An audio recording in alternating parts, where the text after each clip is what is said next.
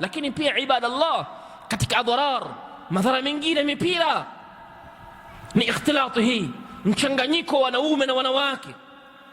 Atakashufu al-auri, kufunua mapaja kuwa watu wako uchi, si tatizo leo hii.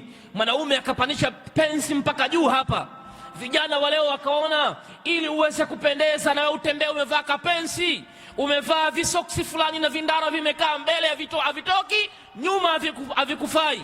Ndo ujana wa sasa.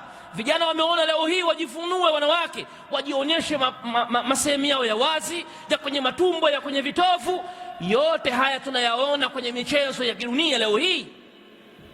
Bali mipirani, mchanganyiko wa wanaume na wanawake leo hii ni dhahirun shahirun, uko wazi kabisa. Wanawake waliokuwa ndani miaka ya 90 wakajisitiri ndani, na miaka hiyo ya wasee wetu natuambia miaka ya 70 na miaka ya 60 na miaka ya 50, mwanamke kwenda uwanjani tu ni jambo la ajabu. Binti kwenda kuwa mshabiki wa mpira na kusherehekea ilikuwa ni jambo la ajabu.